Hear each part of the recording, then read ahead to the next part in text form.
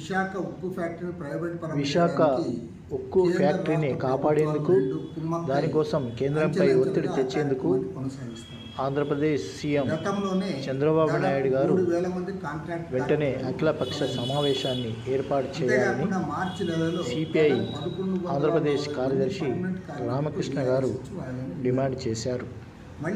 Please subscribe this channel. Please subscribe this channel.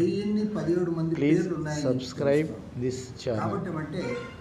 అంచెలంచెలుగా permanent please subscribe this channel. తొలగించే పనిలో వీరుంటారు యాజమాన్యం. అంతేకాకుండా ఇప్పుడు గోరు చుట్టపై రోకటి పోటున్నట్టు 32 డిపార్ట్మెంట్లను ఇవాళ ప్రైవేట్ పరం చేస్తున్నారు.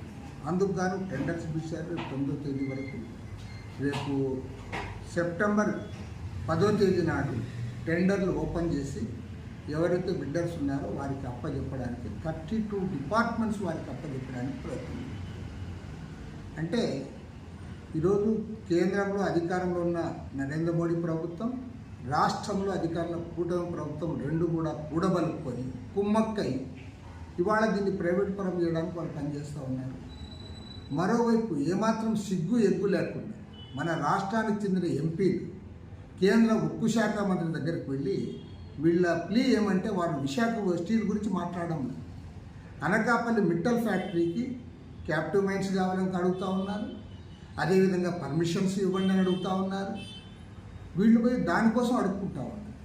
అంటే విశాఖ స్టీల్ని పక్కన పెట్టేసి దీన్ని ప్రైవేట్ వాళ్ళకి ఇచ్చి అక్కడ అనకాపల్లి దగ్గర మిట్టల్ ఫ్యాక్టరీ తేవడానికి మాత్రం వీళ్ళు తీవ్రంగా ప్రయత్నం చేస్తూ ఉన్నారు. నేను గ్యారంటీ చెప్తా ఉన్నా, మీరు ఇదే పద్ధతిలో వ్యవహరిస్తే చరిత్ర మిమ్మల్ని క్షమించదు. పోరాడి సాధించుకున్న ఫ్యాక్టరీ తెలుగు ప్రజల ఆత్మగౌరవానికి ప్రతీక. 34 మంది ప్రాణాలు అర్పించి సాధించుకున్నారు.